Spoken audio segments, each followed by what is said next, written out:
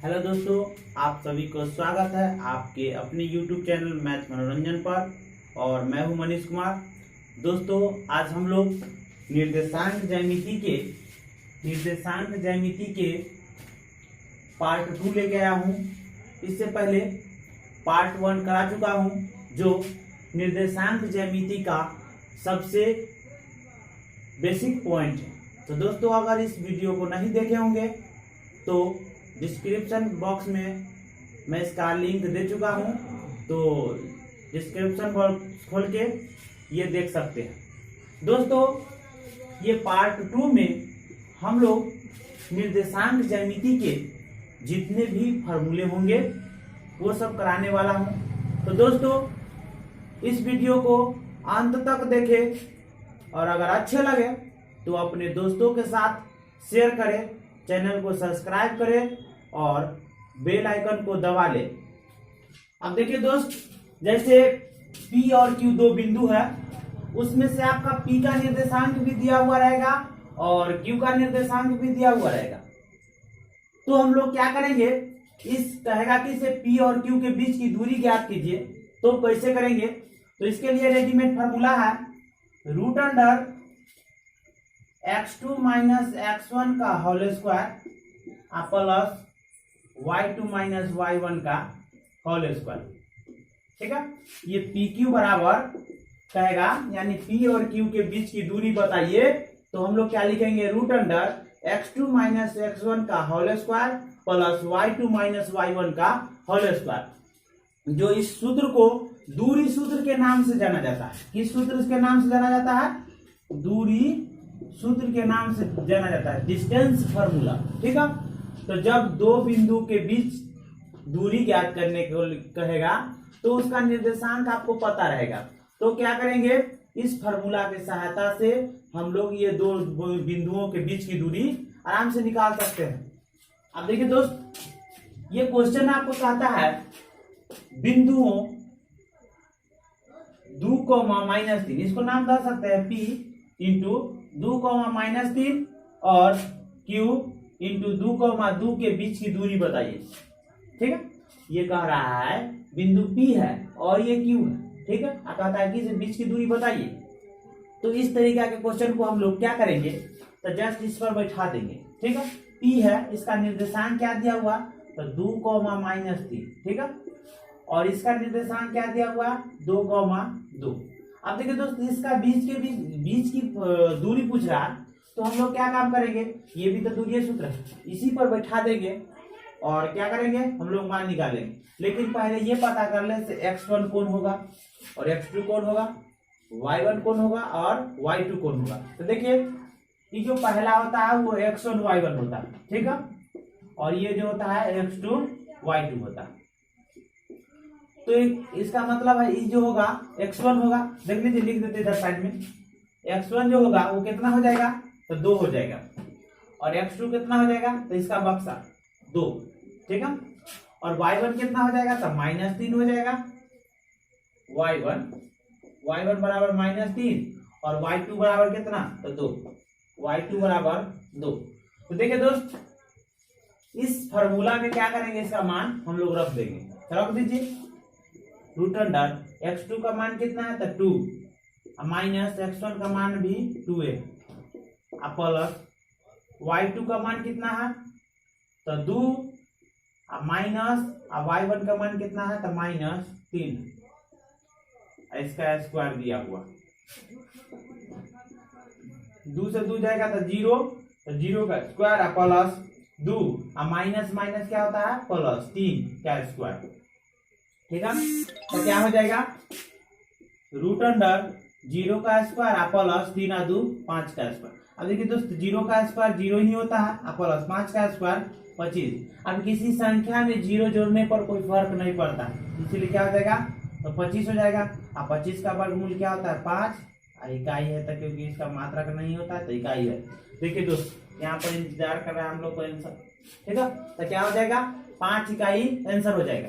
तो इस तरीके के क्वेश्चन को हम लोग, ये अंक चेंज करेगा फिर। ठीक है, और फार्मूला तो यही लगेगा, कोई दिक्कत नहीं हो सकता। अब देखिए दोस्त, हम लोग को क्या कहा गया है, बिंदु P P इसका निर्देशांक दिया हुआ रहेगा x, y को मूल बिंदु से दूरी बताइए। तो मूल बिंदु का निर्देशांक पता रहेगा तब ना। तो मूल बिंदु का निर्देशांक जो होता है वो 0,0 होता है, जो कि पार्ट 1 में बता चुके हैं। ठीक है, तो क्या हम लोग को पूछा है मूल बिंदु से दूरी ना। तो ये मूल मान लेते हैं कोई बिंदु O है, ठीक है, O ये मूल बिंदु है।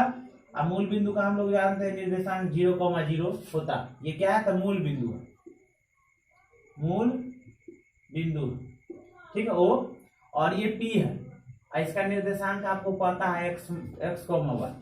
तो कहेगा कि से बताइए इस P का जो दूरी है मूल बिंदु से कितना दूरी पर। तो इस तरीके का क्वेश्चन को हम लोग फिर दूरीय सूत्र लगाएंगे, लेकिन इसके लिए रेडीमेड फॉर्मूला निकल के आएगा। देखिए क्या आएगा, तो हम लोग क्या जानते हैं x2 माइनस x1 का whole square plus y2 minus y1 का होल स्क्वायर। अब हम लोग क्या करेंगे, इसमें मान रख देंगे रूट अंडर। अब देखिए x2 का मान कितना है, तो x है, माइनस x1 का मान कितना है, तो 0, तो 0 का स्क्वायर, प्लस y2 का मान कितना है, तो y है, माइनस y1 का मान कितना है, तो 0। अब देखिए इससे एक फार्मूला निकलेगा, क्या निकलने वाला है देखिए, तो x में से 0 जाएगा तो x ही बचेगा, तो स्क्वायर, प्लस y में से 0 बचेगा तो y स्क्वायर। देखिए दोस्त, हम लोगों को अगर किसी भी बिंदु को मूल बिंदु से दूरी पूछेगा तो कुछ नहीं करना है, जिस बिंदु का निर्देशांक दिया हुआ रहेगा, जिस बिंदु का निर्देशांक दिया हुआ रहेगा उसी के स्क्वायर कर देना है, मूल बिंदु से दूरी निकल जाएगा। तो देखिए इस तरीका का निर्देशांक दिया 3,-4 को मूल बिंदु से दूरी बताइए क्या होगा। तो देखिए इस तरीके का क्वेश्चन को क्या करेंगे, जस्ट कुछ नहीं करना, जो निर्देशांक दिया हुआ है हम लोग अभी तुरंत देखे हैं क्या होता है, x square plus y square, यही ना होता है फॉर्मूला। तो देखिए x का मान है 3 और y का मान है -4, तो क्या करेंगे, डायरेक्ट आंसर हो जाएगा 3 का स्क्वायर प्लस -4 का स्क्वायर। तो क्या हो जाएगा, 3 का स्क्वायर 9 और 4 का स्क्वायर 16 और माइनस का स्क्वायर प्लस, तो क्या हो जाएगा 25, और 25 का वर्गमूल होता है 5, यानी कितना हो जाएगा, तो 5 इकाई हो जाएगा। कहेगा इस बिंदु P का मूल बिंदु से दूरी कितना है, तो 5 इकाई हो गया। दो बिंदु किसी बिंदु से समदूरस्थ कब होगा, ठीक है, यानी शर्त का दो बिंदु किसी बिंदु से समदूरस्थ कब होगा। तो देखिए इस तरीका के दो बिंदु है, एक मान लेते हैं P, इसका निर्देशांक आप लोग को पता रहेगा, दिया हुआ रहता, और ये बिंदु Q है, इसका निर्देशांक x2 और y2 रहेगा, ठीक है, इसका x1 y1, ठीक है। और क्या करेगा, वो बिंदु कहेगा कि से O है, ठीक है, और क्या कहता है, कहेगा कि से बिंदु O जो है ना, सॉरी जो बिंदु P है ना, से दोनों समदूरस्थ है। तो जब समदूरस्थ कब होगा, ये दोनों बिंदु यानी समान दूरी पर, इस O से समान दूरी पर ये बिंदु कब होगा। तो कुछ नहीं करना है, जितना दूरी इसका होना चाहिए इतना गैपिंग, उतना ही गैपिंग अगर इसका भी होगा, यानी इसके बीच की दूरी और इसके बीच की दूरी अगर आपस में बराबर हो तो दोनों बिंदु क्या हो जाएगा, संरेख हो जाएगा, यानी OP बराबर OQ। इस तरीका के क्वेश्चन आप कुछ नहीं करना है, इसका निर्देशांक आपको पता रहेगा, इसका भी निर्देशांक पता रहेगा। जैसे कहेगा कि x, y, ठीक है, इसका कहेगा x, y है, तो कुछ नहीं करना, OP के बीच की दूरी निकाल देना और फिर OQ के बीच की दूरी निकाल देना। अगर OP बराबर OQ हो गया, अगर OP बराबर OQ हो गया तो ये दोनों बिंदु P और Q जो होगा ना, O से क्या होगा, समदूरस्थ होगा। अगर OP और OQ अगर आपस में बराबर हो जाएगा तो दोनों बिंदु P और Q जो होगा ना, O से समदूरस्थ हो। तीन बिंदु संरेख कब होगा, ठीक है, ये इसमें तीन वो बिंदु दे ले रहेगा इस तरीका से P, Q और R, ठीक है। इसका निर्देशांक भी आपको पता रहेगा, x1, y1, x2, y2 और x3, y3, निर्देशांक पता रहेगा आपको सबको। अब ये कहेगा कि ये संरेखी है, संरेखी के मतलब एक ही समान रेखा पर। तो ये हम लोग को कैसे पता करेंगे, तो ये संरेखी है कि नहीं, एक ही समान रेखा पर है कि नहीं। तो जब ये संरेखी इसको ढूंढना हो तो क्या करेंगे, इसके लिए शर्त है, सबसे पहले आप PQ के बीच की दूरी निकाल लीजिएगा, उसके बाद क्यू आर के बीच की दूरी निकाल लीजिएगा। ठीक है, क्या निकालेगा, पी क्यू के बीच की दूरी निकालिएगा वो दूरी सूत्र की सहायता से, और फिर क्यू आर के बीच की दूरी निकालिएगा, और फिर तीसरा बार क्या कीजिएगा, तो पी आर के बीच की दूरी निकाल लीजिएगा। किसके, सबसे पहले आपको पी क्यू के बीच की दूरी, वही दूरी सूत्र की सहायता से, फिर क्यू आर के बीच की दूरी निकालिएगा, और फिर पी क्यू के बीच की दूरी निकालिएगा। अगर पी क्यू के बीच की दूरी और क्यू आर के बीच की दूरी, अगर पी आर के बीच की दूरी अगर बराबर हो जाए, ठीक है, क्या कहे, अगर पी क्यू के बीच की दूरी और क्यू आर के बीच की दूरी का योग पी आर के बीच की दूरी के अगर बराबर हो जाए तो तीनों बिंदु आपस में संरेख होगा। ठीक है, अगर नहीं हुआ तो ये बिंदु संरेख नहीं होगा। क्या समझे, ओपी के पी क्यू के बीच की दूरी और क्यू आर के बीच की दूरी अगर पी आर के बीच की दूरी के बराबर हो जाए तो तीनों बिंदु संरेख होगा, अन्यथा संरेख नहीं होगा। विभाजन सूत्र के बारे में हम लोग देखते हैं, ये होता क्या है विभाजन सूत्र। हाँ, तो जो ये है जो अंतः विभाजन अभी होगा, अंतः विभाजन यानी अंदर में कोई बिंदु जो होगा ना, इस रेखाखंड को विभाजित करेगा। जैसे कि मान लेते हैं P है, इसका निर्देशांक आपको दिया हुआ रहेगा हमेशा x1, y1, और एक बिंदु PQ है, इसका भी निर्देशांक आपको पता रहेगा, दिया हुआ रहेगा, और एक बिंदु यहाँ पर O है, इसका भी निर्देशांक, यही निर्देशांक निकालना ही होता है। और ये O जो है, O ये PQ रेखाखंड को m/n में विभाजित करता है। ठीक है, क्या कहें, एक PQ रेखाखंड है जो कहीं पर एक इसी के बीच में यानी PQ रेखाखंड के कहूं भी वो एक बिंदु है जिसका निर्देशांक निकालना होता है हमेशा, यही निकालने को कहेगा। ठीक है, तो जब ये कहेगा निकालने के लिए तो आपको ये छुपा देगा, यानी किस अनुपात में विभाजित करता, अगर किस अनुपात में विभाजित दिया हुआ रहेगा तो आपको ये छुपा देगा। तो इस तरीका के ये यही हमेशा हेरफेर करते रहता है और इसकी सहायता से हम लोग निकालते रहेंगे। ठीक है, तो यह क्या कहे, P और Q एक रेखाखंड है जिसका निर्देशांक आप लोग को पता रहेगा, और O इस PQ रेखाखंड पर कहीं भी है जो है स्थित है, अंदर में, बाहर से नहीं, क्योंकि अंतः विभाजन हम लोग पढ़ रहे हैं। और ये जो O है इस रेखाखंड को m/n में विभाजित करता है, तो इस O का जो निर्देशांक होगा ना, O का x, y का, वो होगा mx2 प्लस nx1 बटे m+n। ठीक है, और दूसरा क्या होगा, ये तो x का निर्देशांक निकला, और y का निर्देशांक क्या होगा, तो my2 प्लस ny1 बटे m+n होगा। ठीक है, यानी ये जो निर्देशांक होगा x अक्ष का होगा, और ये जो होगा वो y अक्ष का हो जाएगा। ठीक है, तो इसी को हम लोग क्या कहते हैं, विभाजन सूत्र। ठीक है, जब ये क्या, तो अंतः विभाजन करेगा तो ये कब फॉर्मूला लगाएंगे, जब कहेगा वो जो है इस PQ रेखा को अंतः विभाजित करता है, तब ये फॉर्मूला लगाएंगे।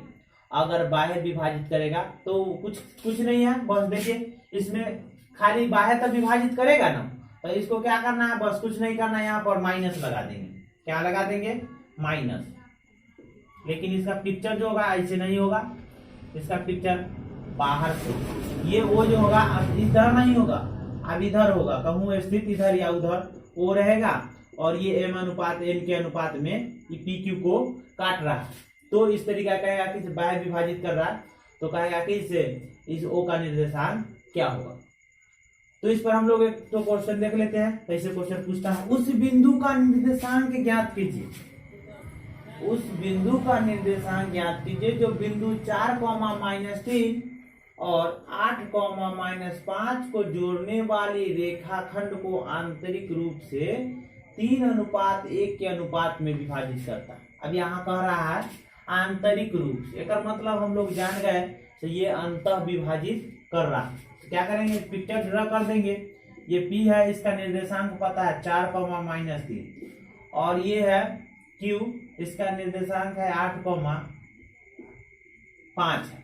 है। यहाँ पर कोई एक बिंदु है, अंदर में कहां पर है वो पता नहीं, यही तो निकालना है। वो है इसका निर्देशांक हम लोग मान लेते हैं x, और ये ओ जो है वो किस अनुपात में विभाजित करता है, तो कहता है 3:1 के अनुपात में विभाजित करता है। किस अनुपात में विभाजित करता है, तो 3:1 के अनुपात में विभाजित करता है। तो कहता है कि से बताइए ओ जो होगा इस रेखाखंड पर कहाँ स्थित होगा। ठीक है, ये ओ जो है इस रेखाखंड यानी PQ पर कहाँ स्थित है। तो देखिए दोस्त, हम लोग अंतः कह दिया है, अंतः विभाजित करता है, तो हम लोग अंतः फॉर्मूला यानी अंतः विभाजन वाला फॉर्मूला लगाएंगे। तो क्या होगा 0 इंटू यानी O into x comma y, पता नहीं है क्या होता है फॉर्मूला, तो mx2 प्लस nx1 बटे m प्लस ये तो x निर्देशांक लिखा है, y निर्देशांक तो my2 प्लस ny1 बट्टा m प्लस n। क्या करेंगे अब इस पर हम लोग मान रख देंगे, कुछ नहीं है। m का मान कितना हो जाएगा, तो 3, n का मान कितना हो जाएगा, तो 1, ये x1 का मान हो जाएगा 4 और y1 का मान हो जाएगा 3 -3, और x2 का मान कितना हो जाएगा -8, x1 y2 का मान कितना हो जाएगा, तो 5। अब इस पर क्या कीजिए, आप रख दीजिए। तो क्या कीजिए, m का मान कितना है, तो 3 है, गुने x2 का मान कितना है, तो 8 है, प्लस n1 का मान कितना है, तो 1 है, x1 का मान कितना है, तो 4 है, बटे m प्लस n, तो यानी 3 प्लस 1। ठीक है, अब फिर y वाला काम कीजिए। तो m का मान है 3 गुने y2 का मान कितना है, तो 5 है, प्लस n तो 1, y1 का मान कितना है, तो -3 है, बट्टा 3 प्लस 1। अब इसको हल करना जरूरी है, बस हल करेंगे आंसर आ जाएगा।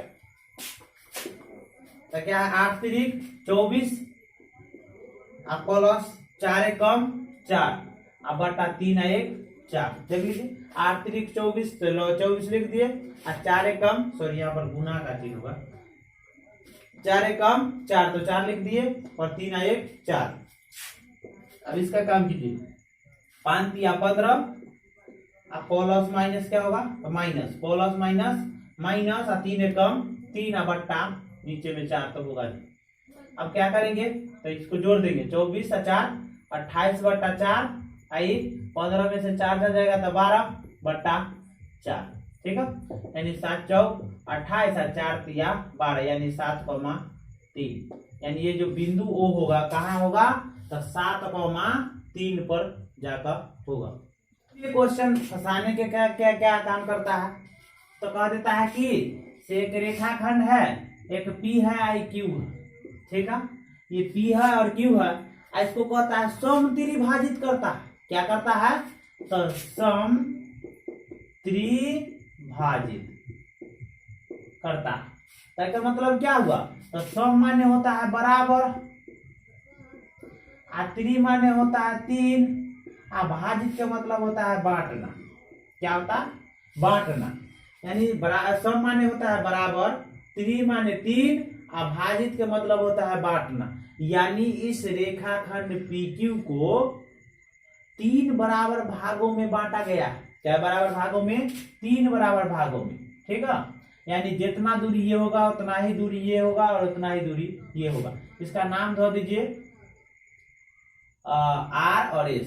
ठीक है, इसका नाम ए भी रखिए, सबसे अच्छा ए भी रख दिए। ठीक है, क्या कर, 3 घर बन गया। देखिए 1 घर 2 घर और 3 घर। क्या कहा, समत्रिभाजित, यानी 3 बराबर भागों में बांटने वाला। ठीक है, ये समत्रिभाजित करता है।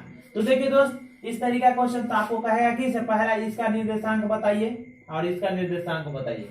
दोनों बिंदु का 2 बिंदु मिल गए, 3 भाग में बांट दिया। तो सबसे बड़ा पॉइंट है कि आपको ये किस अनुपात में विभाजित करता है वो तो नहीं देगा। तो क्या करेंगे, अपना दिमाग से इसको लाएंगे। तो देखिए क्या है, बड़का बात है, ये इधर देखिए इस बिंदु के बारे में सोच रहे हैं, इधर का वो घर है, क्योंकि सब बराबर है, जितना दूरी ये है उतना ही दूरी ये है, और उतना ही दूरी ये भी है। तो इधर क्या वो घर है, तो एक घर है, तो इधर 1 लिख देंगे। अब देखिए दोस्त, इसके बाद क्या वो घर उधर बचा है, तो एगो घर और एगो घर, 2 घर, यानी इस ए पर जो है किस अनुपात में विभाजित करेगा, तो 1:2 के अनुपात में विभाजित करेगा। क्या करेगा, तो इधर 1 घर है इसीलिए एगो लिख दिए, इधर 2 घर है इसीलिए 2 लिख दिए। अब इधर देखे तो बी के बात करते हैं, तो बी के इधर देखे तो बाएं साइड का वो घर, तो एगो 2 को, तो इसका होगा 2 अनुपात, इधर का वो घर है तो एगो, तो 2:1, यानी ए पर जो विभाजित करेगा 1:2 के अनुपात में, और बी पर जो विभाजित करेगा वो 2:1 में विभाजित करेगा। इसी तरीका से कबो कबो चौक विभाजित करता इस तरीका से।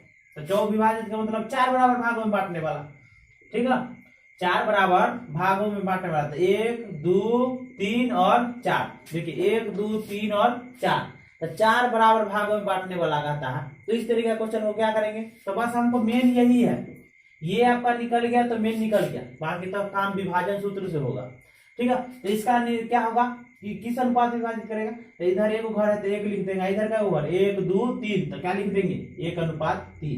अगर इधर बी के बात करें तो बी के इधर बाएं साइड क्या घर है तो 1:1, 2, तो 2 अनुपात, इधर का है 1:1, 2, तो 2 इधर 2, यानी समान अनुपात विभाजन। सी के बात करते हैं तो देखिए सी के बाएं साइड क्या घर है 1, 2, 3, तो इधर क्या लिख देंगे 3, इधर क्या घर है तो 1, बस कुछ नहीं है। तो इधर आने के लिए समत्रिभाजित तो समचौभाजित दे देता है।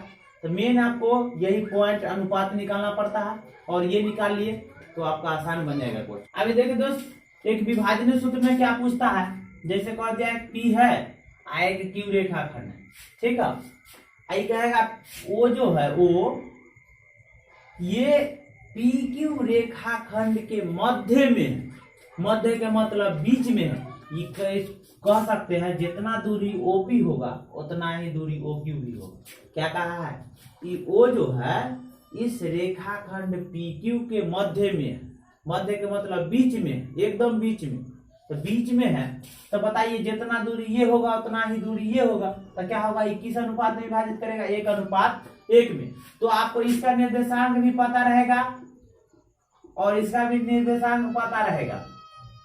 अब तब कहेगा कि क्या बताइए ओ का निर्देशांक, यानी ये ओ है वो कहाँ स्थित होगा, बीच में तो है लेकिन कहाँ स्थित होगा से। तो इसका निर्देशांक निकालने के लिए हम लोग क्या करेंगे, तो वही विभाजन सूत्र का प्रयोग करेंगे। देखिए क्या करेंगे, ओ का निर्देशांक अगर निकालना होगा तो क्या करेंगे, तो हम लोग जानते हैं mx2 plus mn(x1) m plus n होता है, और दूसरा क्या होता है तो my2 plus ny1 m plus n होता है, यही ना होता है। हम लोग विभाजन सूत्र अंतर जानते हैं। अब देखिए तो m का मान भी कितना हो जाएगा 1, और वो n का मान भी कितना हो जाएगा 1, तो क्या करेंगे यहाँ पर रख दीजिए, तो 1 गुने x2 प्लस 1 गुने x1 1 प्लस 1, और दूसरा तो 1 गुने y2 भले, और 1 गुने y1 1 प्लस 1। अब देखिए इसकी सहायता से हम लोग कैसे फॉर्मूला इसका निकालते हैं, तो क्या हो जाएगा 1 से गुना करने पर तो कोई फर्क नहीं पड़ता, तो क्या हो जाएगा x2 प्लस x1 बटा 2 और y2 प्लस y1 बटा 2, यानी इसको लिख सकते हैं ना x1 प्लस x2 बटा 2 और y1 प्लस y2 बटा 2। तो ये रेडीमेड फॉर्मूला हो गया कि कहेगा कि से PQ रेखाखंड को ओ जो है वो बराबर बराबर भागों में बांटता है, PQ रेखाखंड को ओ बराबर भागों में बांटता है, या दूसरा बात ये कहेगा से ओ जो है ना वो PQ रेखाखंड के बीच में है। दो बात कहेगा, ओ जो है वो PQ रेखाखंड के बीच में है, या नहीं तो दूसरा बात क्या कर सकता है से ओ जो है ना वो PQ रेखा को समद्विभाजित करता है। समद्विभाजित करता है कि मतलब कि 2 बराबर भागों में बांट देता है। देखिए 1 2 भाग में नहीं बांट दिया। तो इस तरीका के क्वेश्चन को हल करने के लिए हम लोग कुछ नहीं करेंगे, x1 और x2 को जोड़कर 2 से भाग देंगे ना तो आपका x निर्देशांक आ जाएगा, और y1 और y2 को जोड़कर 2 से भाग देंगे तो y निर्देशांक निकल कर आ जाएगा, और इस o का निर्देशांक पता हो जाएगा। तो ये जो है वो AB रेखाखंड के बीच में कहां पर है वो हम लोग पता कर। अब ये देखिए दोस्त, ये ABC एक त्रिभुज है, क्या ABC एक त्रिभुज है, और निर्देशांक तीनों का आपको पता रहेगा, देगा हमेशा। क्या कहेगा तो A का निर्देशांक x1 y1 है, B का निर्देशांक x2 y2 है, और C का निर्देशांक x3 y3 है। तो आपको क्या कहेगा कि इस त्रिभुज का क्षेत्रफल बताइए कितना होगा, इस त्रिभुज का क्षेत्रफल बताइए क्या होगा। तो हम लोग रट्टा नहीं मारेंगे, सबसे एक आसान तरीका है इसको याद करने का। है तो बड़ा, लेकिन याद करने का सबसे आसान तरीका, आप जब मोबाइल नंबर 10 अंक का याद कर सकते हैं तो ये 4 अंक का कहलाना फार्मूला याद कर सकते हैं। 6 अंक का भले 6 अंक ही, ज्यादा नहीं है, जो कि इजी है। देखिए ये फार्मूला क्या होता बनता है, तो पहले हम लोग फार्मूला लिख देते हैं, उसके बाद देखते हैं क्या।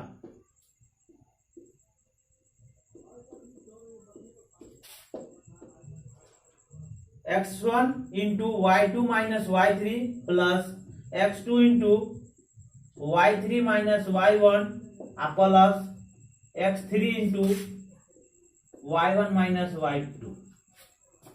अब देखिए दोस्त, इसको याद करने का तरीका कितना को, तो इसको याद करने का मालूम ही नहीं है तो कैसे याद करेंगे, ठीक है। तो इसको याद करने का सबसे तरीका आसान है। देखिए x1 x2 x3 तो लगातार है, मेन फेदरज कौन है, तो ये y वाला को गुना स्थान देना, तो कहाँ y2 होगा, कहाँ y3 होगा, कहाँ y1 होगा, कहाँ y2 होगा, कहाँ y3 कहाँ y1 होगा।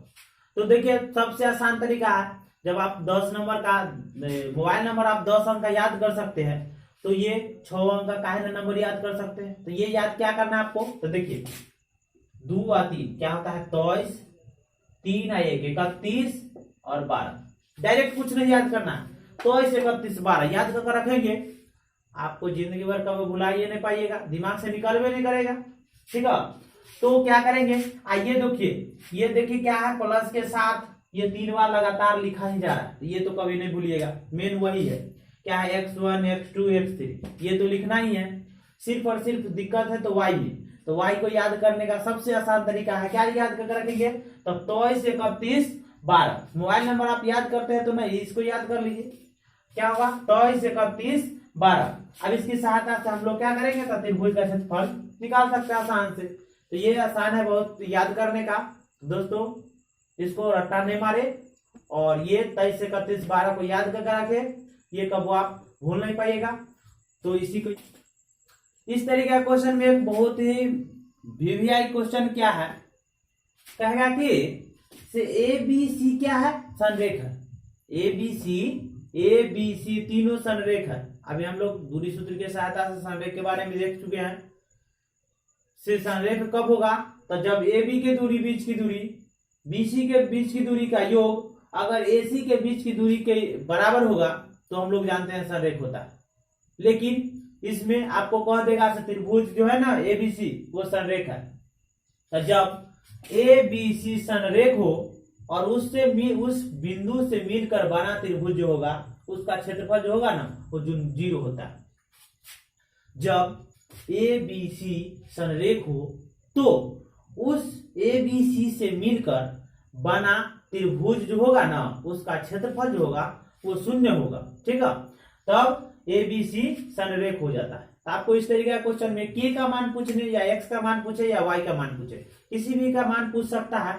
तो कहेगा कि एबीसी संरेख है तो एक्स का मान ज्ञात करें, वाई का मान ज्ञात करें। तो हम लोग दूरी सूत्र पर नहीं जाएंगे, बस इस त्रिभुज के क्षेत्रफल को क्या करेंगे 0 के बराबर कर देंगे और मेरा आंसर चले आएगा एक्स और वाई का मान। इसमें एक और क्वेश्चन क्या पूछता है, से इस त्रिभुज के केंद्रक का निर्देशांक क्या। अभी केंद्रक क्या होता है, तो जब तीनों शीर्षलंब जिस बिंदु पर एक दूसरे से मिलती है, जब त्रिभुज का 3 शीर्ष होता है ये ए बी सी, जब त्रिभुज के तीनों शीर्ष जिस बिंदु पर मिलता है वह बिंदु जो होता है ना उस त्रिभुज का केंद्र कहलाता है। और इस केंद्र का जो निर्देशांक होगा बस कुछ नहीं करना है, बहुत इजी है। मान लेते ओ, इस ओ का जो निर्देशांक होगा एक्स वाई वो क्या होगा, तो x1 plus x2 plus x3 बटा 3 और y1 plus y2 plus y3 बटा 3। बस कुछ नहीं करना है, x1 x2 x3 को जोड़कर 3 से भाग दे देना है और y1 y2 y3 को जोड़कर और 3 से भाग दे देना है।